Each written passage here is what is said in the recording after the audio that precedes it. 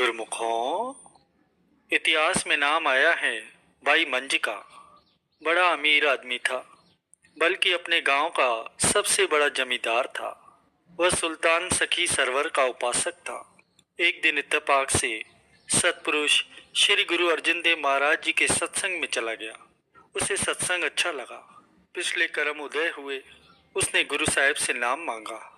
गुरु साहिब ने पूछा कि भाई तू किसे मानता है? तब उसने जवाब दिया कि मैं तो सखी सरवर को मानता हूँ।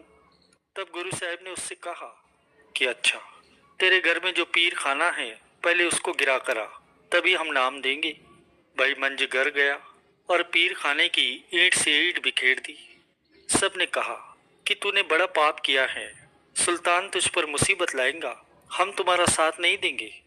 भाई मंज ने जवाब दिया कि अब जो हो सो हो। जब पीर खाना गिरा कर गया तो गुरु साहिब ने अधिकारी देखकर उसे नाम की दीक्षा दी और साथ ही साथ उसकी परीक्षा भी लेने लगे। कभी उसके घोड़े मर गए, कभी बैल मर गए, कभी कुछ मर गया, कभी कुछ नुकसान हो गया, और फिर चोरों ने उसका बहुत सा सामान भी चोरी कर लिया।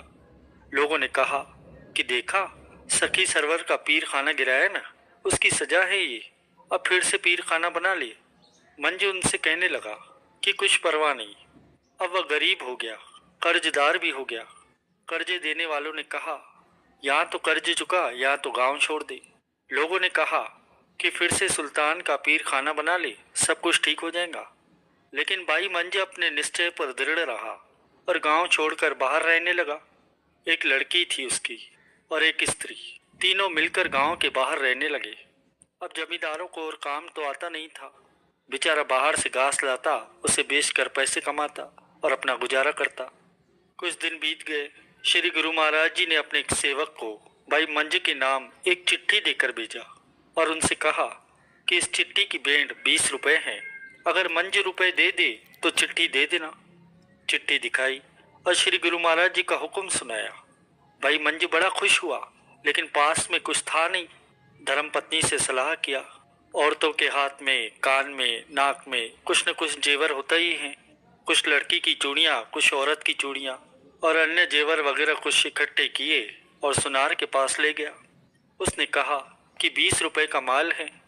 भाई मंज ने कहा कि मुझे 20 रुपए दे दे। सुनार से 20 रुपए लेकर सेवक को दे दिए और उनसे चिट्ठी ले ली। चिट्ठी को कभी माथे पर रखता तो कभी आंखों से लगाता, कभी उसे चूमता तो कभी छाती से लगाता। 1-2 साल इसी तरह बीत गए। एक दिन फिर से श्री गुरु महाराज जी ने एक सेवक को एक और चिट्ठी देकर भेजा और उनसे कहा कि इसकी भेंट 25 रुपए है। देखो किस सेवक का हौसला है कि ऐसी तकलीफें बर्दाश्त करे। अब मंज सोचने लगा कि 25 रुपए कहाँ से लाऊं, पास में तो कुछ था नहीं। किसी समय भाई मंज के पास गांव का चौधरी उसकी लड़की का रिश्ता मांगने आता था, लेकिन भाई मंज ने मना कर दिया था कि यह रिश्ता मेरे मुकाबले का नहीं। अब मंज ने मन में विचार किया कि उनसे मिलना चाहिए। भाई मंज की स्त्री चौधरानी के पास गई और उनसे कहा कि अच्छा, ये रिश्ता हम ले लेंगे, लेकिन अभी हमको 25 रुपए की जरूरत है, वह हमें दे दो। चौधरानी ने रुपए दे दिए और वह लेकर आ गई। सेवक को रुपए देकर चिट्ठी उनसे ले ली और पहले की तरह ही उस चिट्ठी से प्यार करने लगे। अब श्री गुरु महाराज जी को अभी और परीक्षा लेनी बाकी थी। एक सेवक के हाथ संदेशा भिजवाया कि भाई मंज दरबार में आ जाए। भाई मंज सब कुछ छोड़कर परिवार को साथ लेकर दरबार में आ गया। लंगर के बर्तन साफ करना, लंगर के लिए लकड़ियां लाना उसका रोज का काम बन गया। कुछ दिन के बाद गुरु महाराज जी ने पूछा कि भाई मंज रोटी कहाँ से खाता है? तो सेवकों ने बताया कि सारी संगत लंगर में खाती है, वह भी वहीं से खाता है। तब श्री गुरु महाराज जी ने कहा कि यह तो मजदूरी हो गई, सेवा तो नहीं रही। भाई मंज की स्त्री ने यह सुना और जाकर पति से कहा कि गुरु साहिब ने ये वचन कहे हैं। मंज ने कहा ठीक है, कल से कोई और उपाय करूंगा। अब वह आधी रात को जंगल में जाता, लकड़ियां काट कर लाता और बाजार में उन्हें बेचकर उनसे गुजारा करता। बाकी का समय भाई मंज और उसका परिवार लंगर में सेवा किया करता था। कैसा सख्त इम्तिहान है। एक दिन भाई मंज जंगल में गया। गुरु को वीडियो लाइक करना, सब्सक्राइब करना प्लीज। और आंधी आ गई। लकड़ियों का बोझ उठाता, लेकिन आंधी उठाकर उसे फेंक देती। आखिर बड़ी मुश्किल से लकड़ियां उठाकर आ ही रहा था कि हवा का तेज झोंका आया और वह लकड़ियों समेत एक कुएं में जा गिर गया। अब गुरु बेखबर तो होते नहीं है। इधर ये घटना हुई, उधर गुरु महाराज जी नंगे पैर दौड़ पड़े और हुक्म दिया कि रस्सी और तख्ता ले आओ। सारी संगत दौड़ी आई कि पता नहीं क्या हो गया है। कुएं पर गए। गुरु महाराज जी ने एक सेवक से कहा कि भाई मंजू को आवाज दो कि लकड़ियां फेंक दो और आप तख्ता पकड़ लें, हम उसे ऊपर खींच लेंगे। रस्सी और तख्ता लटका दिए गए, लेकिन भाई मंजू ने उनसे कहा कि पहले लकड़ियों को बाहर निकालो, फिर मैं निकलूंगा। सेवकों ने कहा कि देख भाई तेरे साथ क्या हुआ है, छोड़ दे गुरु को और निकल आ बाहर। भाई मंज ने कहा कि गुरु साहिब को कुछ मत कहो, इससे मेरा मन बड़ा दुखी होता है। पहले लकड़ियों को बाहर निकालो, क्योंकि ये गुरु के लंगर के लिए है। यदि ये भीग गई तो जलेंगी नहीं। वैसा ही किया गया। पहले लकड़ियां बाहर निकाली गई, फिर उसे निकाला गया। इसका नाम है शरण। जब निकला तो गुरु महाराज जी ने दयाल होकर कहा कि भाई मंजे, मांगो, क्या मांगते हो, हम तुम्हें तीनों लोकों का राज्य दे देंगे। उसने कहा, हे सतगुरु, मुझे तो सिर्फ आप ही चाहिए। यह सुनकर गुरु महाराज जी ने भाई मंज को अपनी छाती से लगा लिया और उसे वर दे दिया। मंज प्यारा गुरु को गुरु मंज प्यार, मंज गुरु का बोही था जग लंगनहार। गुरु महाराज जी ने उससे कहा कि जिसको भी तू नाम की दीक्षा देगा वह सीधा संसार सागर से पार हो जाएगा। ये है सही मायने में शरणागति। गुरु अमरदास जी महाराज जी के समय का ये वृतांत है। वे 22 बार गंगा स्नान के लिए गए। जब आखिरी बार गंगा स्नान के लिए जा रहे थे तो रास्ते में उन्हें एक ब्रह्मचारी मिल गया जो गंगा स्नान के लिए ही जा रहा था। उसने पूछा कि कहाँ जा रहे हो। कहने लगे कि गंगा स्नान करने जा रहा हूँ। दोनों इकट्ठे चल पड़े। दोनों ने इकट्ठी रोटी खाई, बातें करते करते गंगा पहुँचे, स्नान किया और वापस हो लिए। पहले गुरु अमरदास जी का घर आया। अभी ब्रह्मचारी की मंजिल और आगे थी। अब बातचीत करते हुए उनमें प्रेम प्यार हो चुका था। दोनों एक दूसरे को आदर के साथ देखते थे। गुरु साहिब ब्रह्मचारी को अपने घर ले आए। जब रात को सोने लगे तो उस ब्रह्मचारी ने गुरु साहिब से पूछा, भाई अमर, तुम्हें गुरु से नाम लिए कितना समय हुआ है। अमरदास जी ने जवाब दिया कि मेरा तो कोई गुरु ही नहीं है। यह सुनते ही वह कहने लगे, क्या तुम्हारा कोई गुरु नहीं है, तुम निगुरे हो। अफसोस, अगर मुझे पहले पता होता कि तू निगुरा है तो मैं कभी तेरे घर की रोटी न खाता।